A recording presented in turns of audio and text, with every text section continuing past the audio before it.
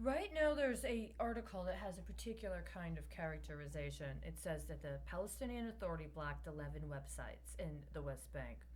But the thing about this particular kind of information is in the last several years, it's changed. This talks about this happening in June of 2017. But my understanding is that in the last week of June of 2016 through the beginning of July of 2016, there was a very sudden, there's one here that talks about how 12 websites, specifically 12 websites, including in connection with an opposition political figure in the West Bank, were shut down. And they were all shut down very suddenly. Now, this was identified as being connected to acts of political reprisal against the individuals involved, the people who sponsored these websites. I have a different understanding. I think that in the course of whatever this gamesmanship is, the State Department did following the 2008 election, where they had that game kind of situation they set up through the State Department, which was evident in the treaties in force, where they mischaracterized the formal relationships the United States had had diplomatically with the Palestinian Authority and the Palestine Liberation Organization. To have the one with the eight, right? The eight accounts connected to loans and lines of credit, and then the one connected to financing associated specifically with the PLO, right? When they did that, that the Palestinian people had to go through some sort of alternative, including crypto commerce or some sort of digital commerce alternative. And what was happening is that there was a lot of money being laundered through accounts specifically but not exclusively connected to Bank of America, including in connection with a terrorist attack in Dhaka. And when there were technical difficulties connected to the terrorist attack in Dhaka, as well as the terrorist attack in Dallas, which they call it something else, active shooter, lone wolf something, I don't know. It was a terrorist attack, a premeditated, strategically orchestrated terrorist attack, or I'm sure somebody would call it liquidation. And during that time, I understand that what happened was what was actually financing the terrorist attack in Dhaka was being laundered through the West Bank. Now, did the individuals who had those websites actually actively know that their websites were being used real time to finance acts of terrorism in other countries?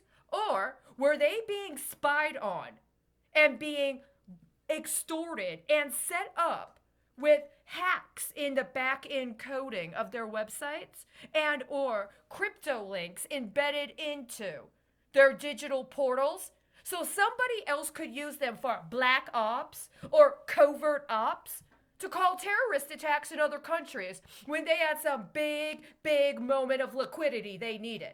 And that's why the major banks that have signed on to conventions that are legally bound, not just in the United States, by the way, but internationally, to take into account certain matters in order to prevent against or address acts of financial terrorism, just don't. They're using acts of terrorism to leverage fraudulent underwriting on insurance, including insurance that's defrauding the terrorist risk insurance program, to actually launder money for their clients that have big dumps they need to do. And they need to get a lot of leverage. And they already willingly co-conspired, in addition, including during the 2008 banking bailout, when they accepted alleged subsidies that were no such things, in order to orchestrate within their own banking situation the availability of lines of credit for black ops. And what they do is co-conspire with national entities in certain areas to selectively target very high-level assets in other countries that have been slandered and have been embarrassed so that they're discounted on one market, but allowed to be used as very, very lucrative leverage on another. That is, if you can find a way to get an account at one of those banks that has those high liquidity movements and also has enough of a kickback scheme set up through the alleged regulatory agencies that still exist to be able to get you a cut in on one of those times where they got to pay a fee or they got to pay a fine in order to open up another temporary line they can divert it to when you need a quick covert op. That's what happened, isn't it? There were 12. 1, 2, 3, 4, 5, 6, 7, 8, 9, 10, 11, 12. For 2 years. It was reported 12. Why 12? How many people on how many banks' back ends have been flipping my ass for a $12 risk penalty that no one will even give me a way to fucking pay?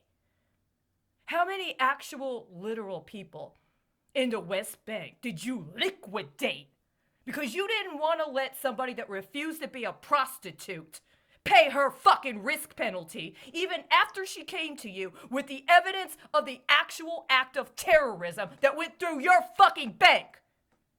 I'm going to ask you a question. How much are my dividend payments going to be in the next 2 months?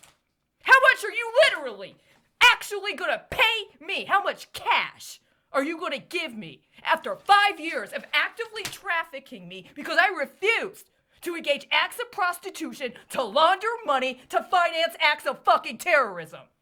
You did it anyway. You covered it up anyway. How much are you going to literally pay me?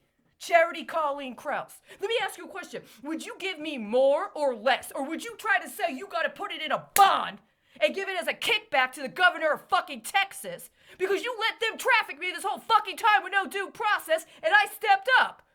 Is this supposed to be a civil award? Am I going to get monetary damages? Do I have to prove how much harm was done to me and my life?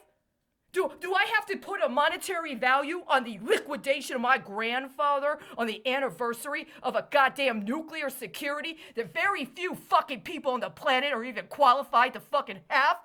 What about my fucking mother and all those goddamn NITFA bonds you put on her medical treatment while you hooked up all kinds of goddamn biological weapons on torturing her entire fucking adult life?